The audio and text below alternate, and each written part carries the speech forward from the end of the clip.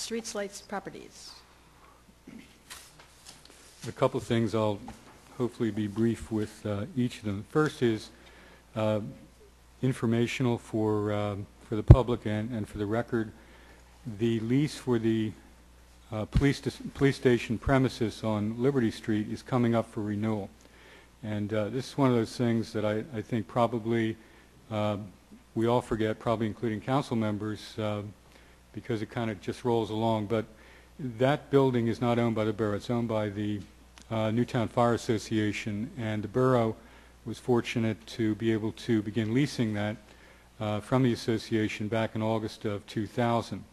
And it did so pursuant to a lease that provides for an option to renew every 5 years. So we renewed it for the first 5 years, and we're now coming up to the end of the second 5-year term, 10 years in total.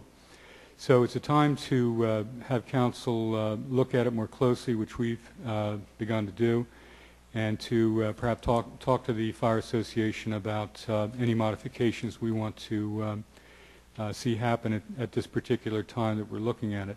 So there's more to come on this, but it is something we have to be prepared to act on in May, so it's something that's ongoing. Bob Walker, our mayor, Dennis O'Brien, and myself are the three who are working with the Fire Association along with our solicitor. And hopefully by the May meeting we'll be in a position to be very definite as far as any changes we see to come about with that arrangement. But it's the location of our police department, has been, and hopefully will be for many years in the future, so this is a good time to revisit those terms going forward. Any questions on that? Or? Second is security locks for Borough Hall. As I said at the work session, this was an idea that was really presented by the chief in a memo to us.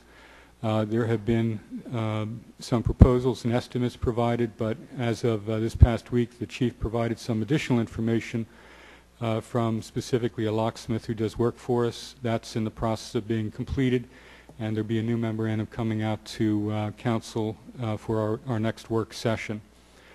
Third thing is the hazardous household waste. Was there any question on that? Or? Dry stuff, I know. The third item is the hazardous household waste drop-off sites, and this, of course, is a process with the county. They do every year. The dates which are to be noted by anyone out there who has the things which are appropriate for disposal at that time are May 1st, 2010 at the Lower Makefield Corporate Center. That's on Township Line Road, 0.2 of a mile south of Stony Hill Road. So it's May 1st, 2010 in Lower Makefield. Then there's one at Bedminster Township, which I don't think anyone from here will be going to in June. And the next ones in any kind of close proximity would be Bristol Township, August 14th, 2010.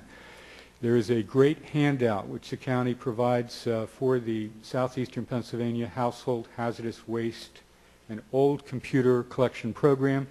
It tells you exactly what you can take to this disposal site, and the list of what you can get rid of is a lot longer than the things you can't.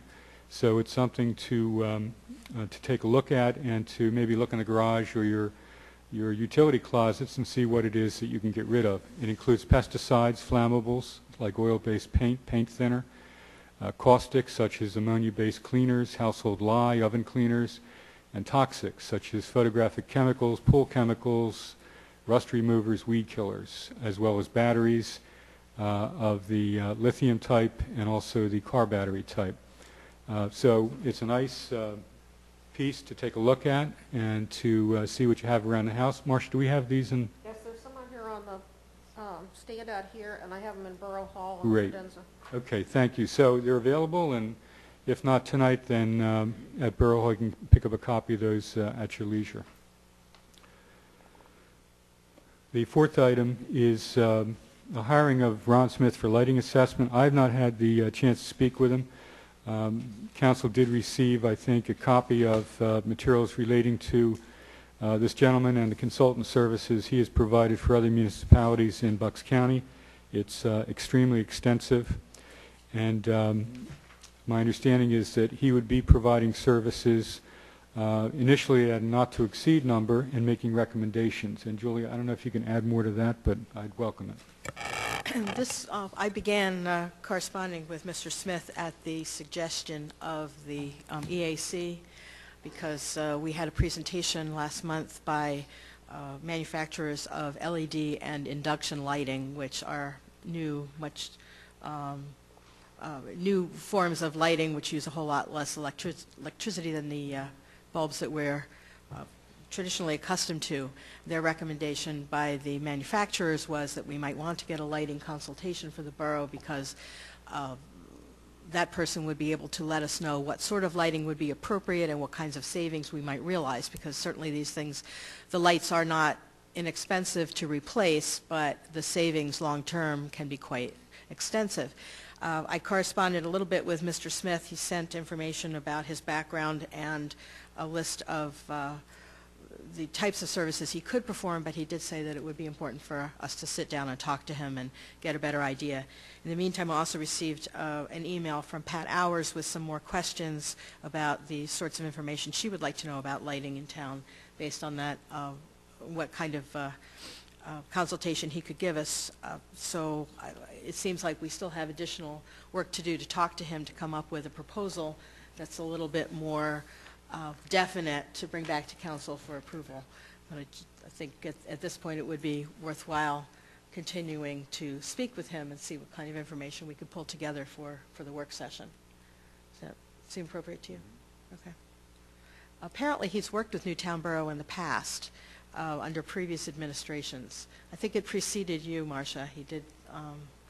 But that was quite a long time ago. It was a long time ago. He used to work for PICO also, but he does recall doing work for Newtown Borough and felt that he had a pretty good handle on what our needs might be and felt that we probably could realize significant savings. But it sounds like we need to sit down with him and get some more specifics. So. I saw Pat's note, and I think Pat's a great resource to help on this one. She's really tuned into savings in this area and calculated some of our savings for installing the LED traffic lights, for example, and so forth. So. And I think it would be appropriate to include her in this conversation. Absolutely. Okay. So perhaps we'll have information by the work session to. Yes. Okay.